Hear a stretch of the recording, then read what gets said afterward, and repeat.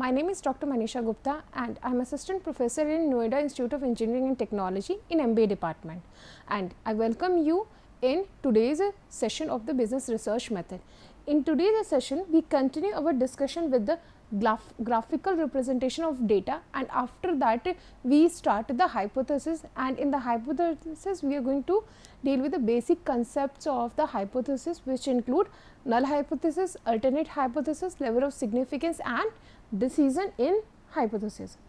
So, we again start with the graphical presentation of the data, and in this session we are going to discuss about why we have to choose these graphical representation of the data and what is the role of the all three graphical representation of the data, means where we have to use through pie chart, where we have to use bar graph and where we have to use histogram. So, basically in the pie chart show the relationship of the part to the wholly by the visually comparing the size of the section slides, and the pie chart can be constructed by using 100 disk or by using the circle. By using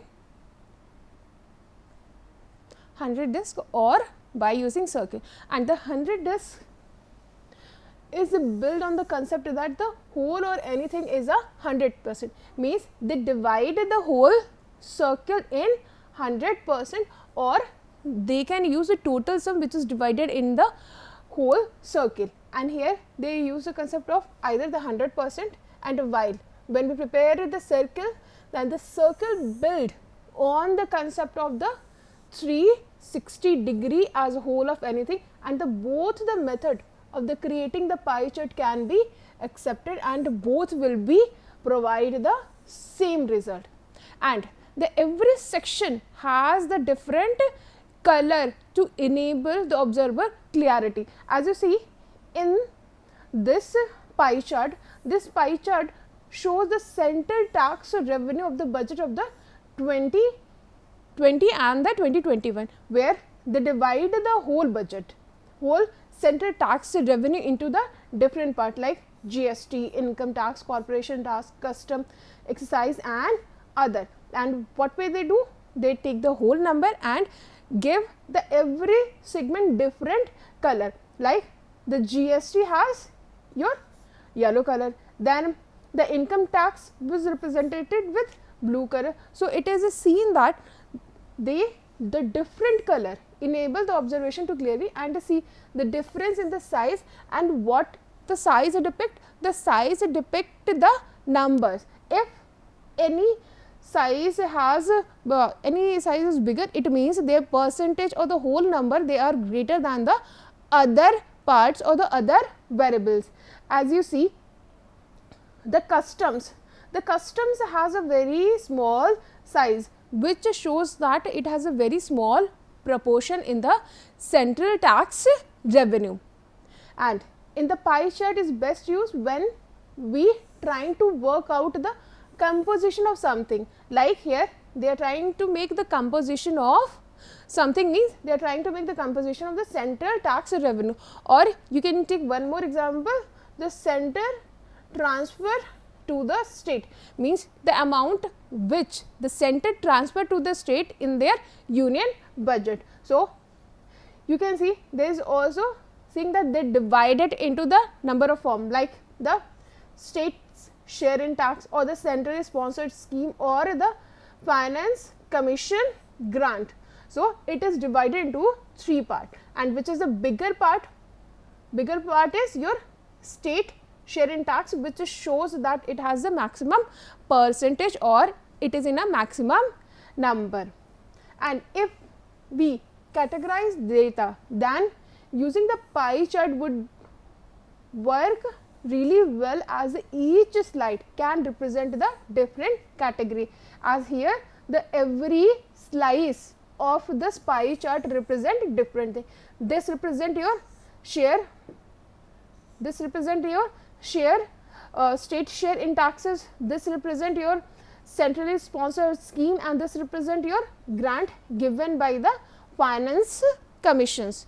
So, the pie chart is used, it will be good when you try to give that the what is the contribution of the different part in the whole sum or in a whole group. And another good use of the pie chart would be that it compare the area of growth within the business, or it is used in the like turnover, profit, or in the exposures. So if you try to categorize a data into the different part and you want to see the bigger picture, then we use pie chart, because it shows that the how what component is contributing in how much proportion, which is easily presented in pie chart. Next is our bar graph. So where do we use bar graph?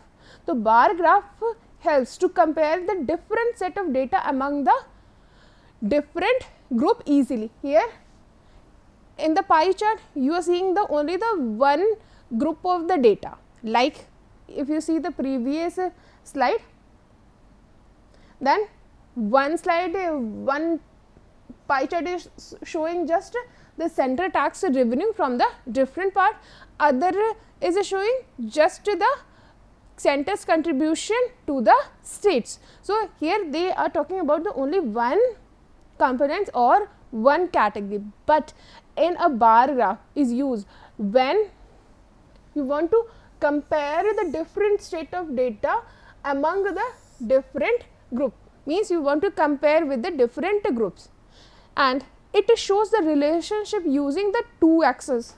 What are the two axes? Y axis and x axis. This is your x axis and this is your y axis. Then and every category or the axis has a discrete value over the others, and the graph show the major changes in a date or over time. If it is used, bar graph is sometimes used to show the trend analysis, that what is the growth pattern in the last 10 years. So you can easily see the major changes in the data over a time. Then next is the bar graph is used to match the things between different group or to trace the change over time. And yet when you try to estimate the change over time, the bar graph is the most suitable when we try to show that the what is the growth and development in the time duration, how the sales has increased, how the sales is decreased. So if you want to show the data in the form of the time, or you try to compare the different set of the data, in that situation we use bar graph.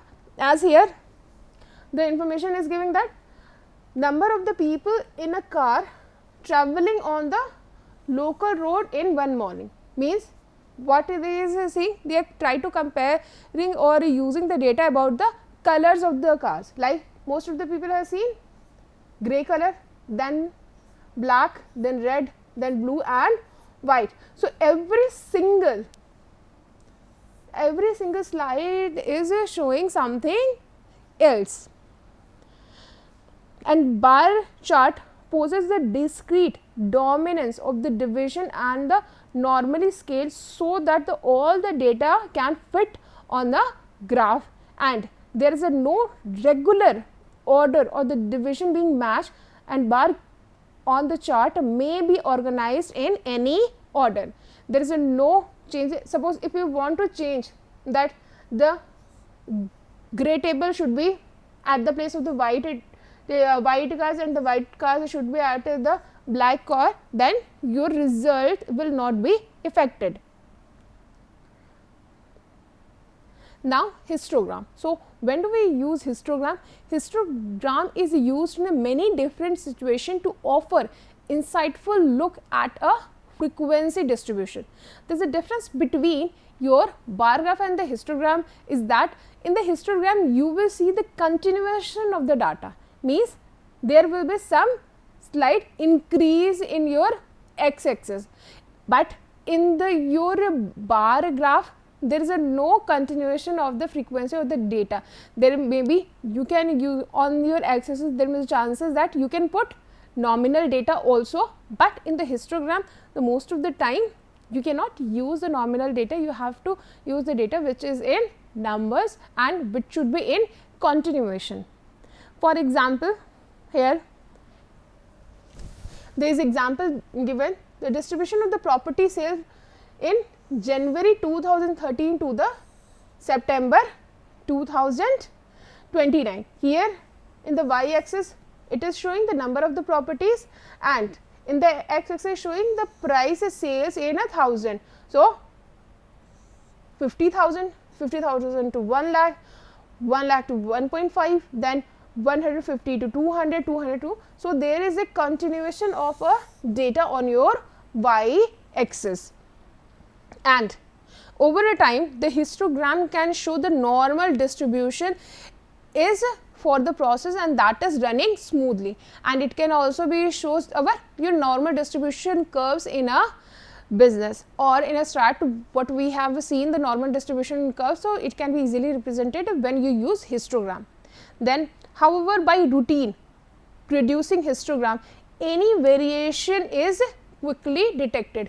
If there is any change, suppose if you see there is some change like 400 to 450 is less than the is greater than your 450 to 500, but more than 500, that is greater than your this slot, which is easily visible in your histogram. So if there is any changes in the time duration or in the sales, that can be easily tracked if we are using the histogram. Next is, what is the basic difference between your histogram and a bar graph? So first difference is the bar graph, that each bar represent one category. If you see in the previous slide, in the bar graph, what the graph was showing, that every block is showing the different colors of the car. But if you see the histogram chart, that is representing the amount or the money which is in a continuous form. And on the other hand, the histogram will, here the each bar will represent the continuous data, and in the bar graph the x axis is not always numerical value, like we have seen in the previous slide, that in the bar graph the x axis is showing your nominal data, means the color of the cars is kind of your nominal data, and it can also be categorized. But in the histogram, on the x axis is always your quantitative data, and it can be in a continuation of data, it is in a increasing trend. Then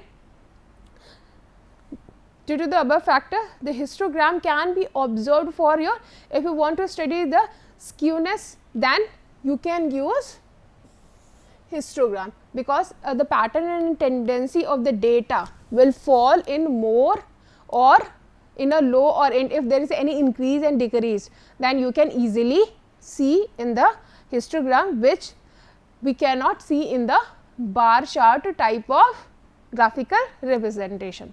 So this is all in your graphical representation. Now we are moving to the hypothesis.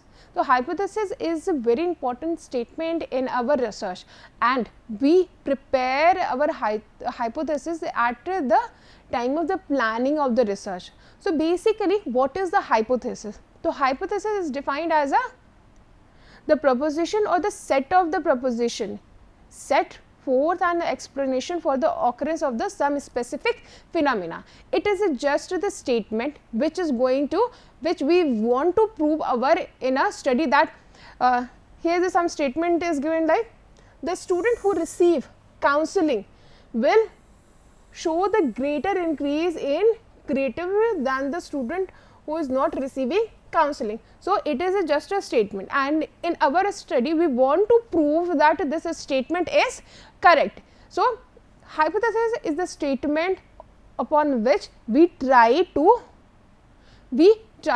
prove in our study, or it is basically related to our objective statement. So in the hypothesis, it is basically it is called as a predictive statement, and which is capable of being tested by the scientific method, that the related is independent variable to the some dependent variable. And in the hypothesis, we try to prove the relationship between your independent variable or dependent variable, or between the number of the variables, that the what type of the relation is there. Suppose if in the business research, I take the example like the increase in the prices is going to lead to the decrease in a demand. So, there is a two variable, price and demand. So, we try to establish a relationship. So, in the hypothesis, you use the independent variable and the dependent variable, and you try to make the statement, and you try to make the relationship which is we are going to prove in our study, is either this statement is true or not. Then the hypothesis is capable of being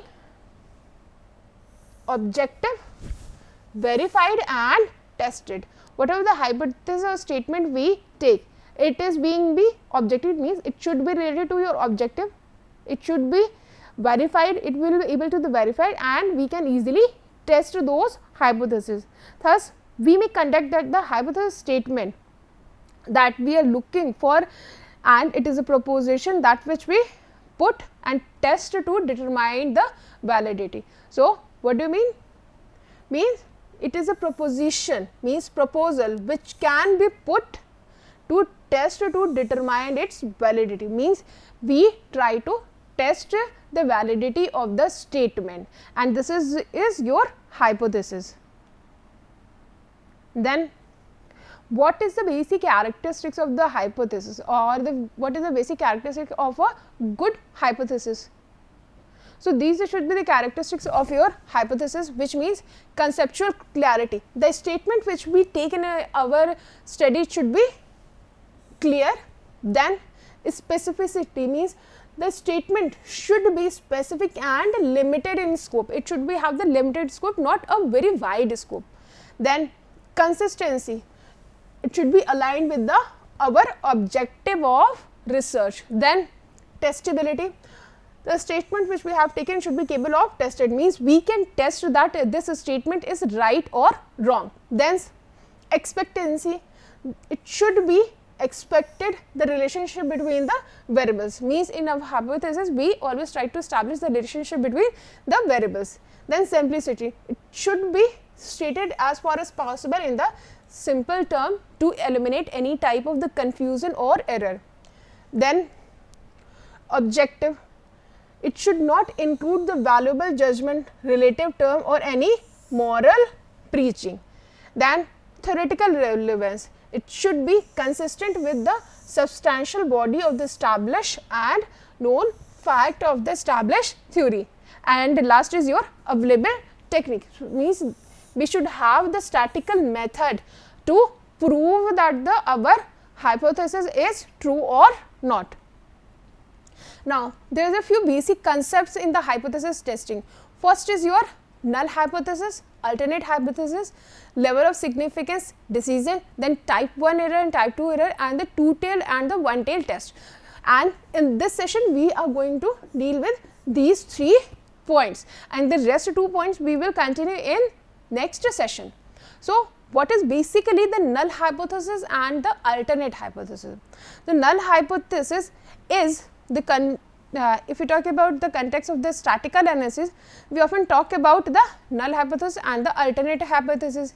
And if it is just the statement, we are taking the example like if we want to compare, suppose we try to compare the method A with method B about the superiority, means which method is superior, and if we proceed on the assumption that both the method are equally good, then it means that it is a term as null hypothesis. But again, if we may think that the one method A is superior or the method B is inferior, then we stating that this term as the alternate hypothesis, and null hypothesis symbolize as, and alternative is symbolized as this. And suppose we want to test the hypothesis, and that the population means, we have the population means, and the population means will represent as this, and which is equal to the hypothesized mean, means if we get the hypothesized mean, the hypothesis mean, and our population mean is equal, it means that it has to prove the null hypothesis and it reject your alternate hypothesis. But when these values are not equal, means your population means and your hypothesis mean is not equal, then it means your alternate hypothesis may be true.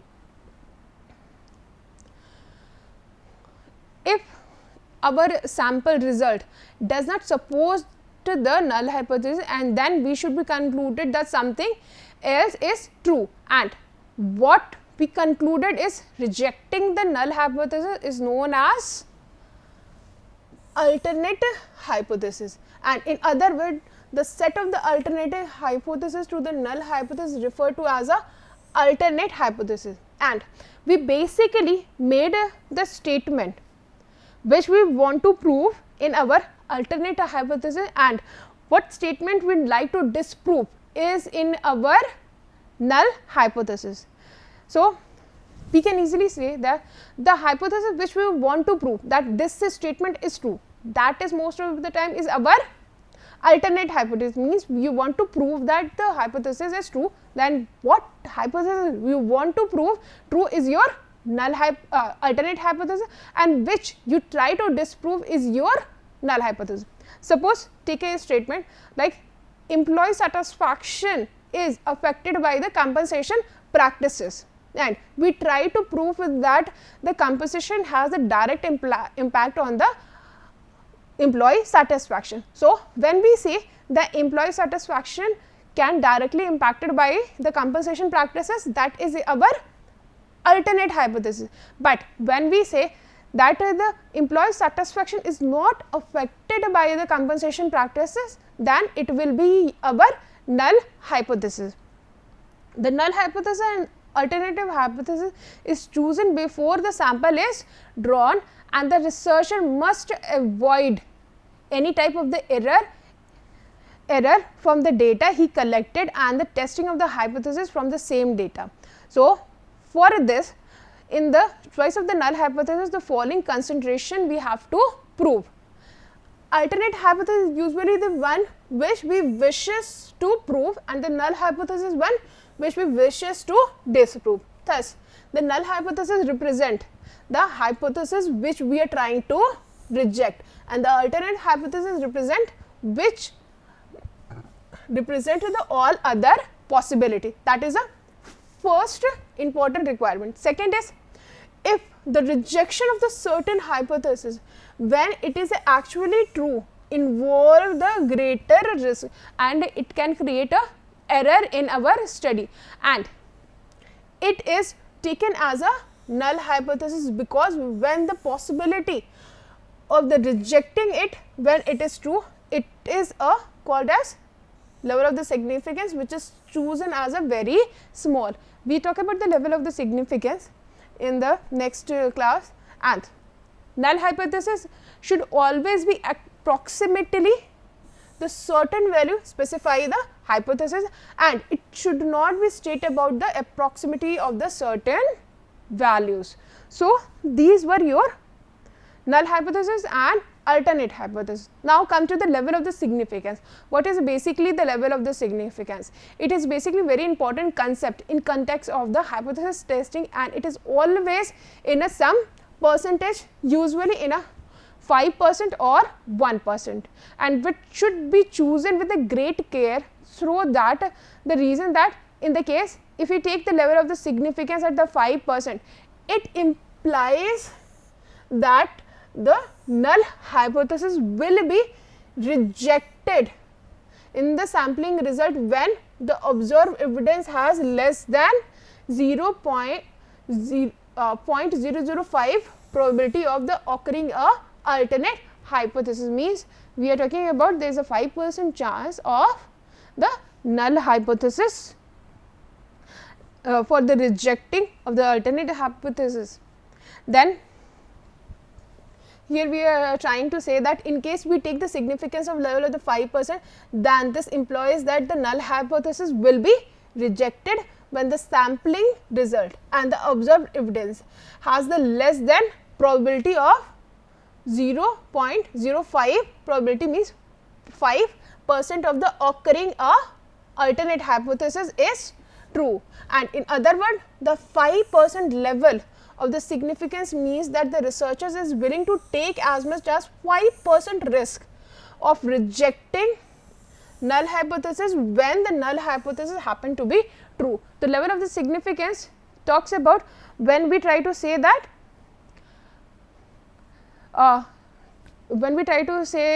the null hypothesis is true, but there is a 5% chance that we can reject that. Then decision rule or the test of the hypothesis. Given the alternative hypothesis and our null hypothesis, we make the rule which is known as a decision rule, according to which we accept or reject the null hypothesis. For instance, if the null hypothesis that the certain lot of the things is good and there is a very few defective item in it, again alternative hypothesis that the lot is not good. If you are saying that the lot is not good and there is too many defective item in it, then we must decide that the number of the item to be tested. The decision rule is talking about the how much item we are going to test, and it should be give the criteria for the accepting or rejecting the hypothesis. And if we say we might test the 10 items in the lot and plan our decision saying that if there is a none or the only one is defective item among the 10, then we will accept the null hypothesis, otherwise we will reject your null hypothesis. And this is known as your decision rule. And then the degree of the freedom. The degree of the freedom is basically estimate the number of the independent piece of information, which is easily calculated as if you have the n number of the event. Suppose given n number of event is 4, then we get the degree of the freedom by -1, so it is a 3. So there is always number of the event. If you have the n number of the event, you get -1 from that and you will get the degree of freedom. Thank you everyone. This is all for the day.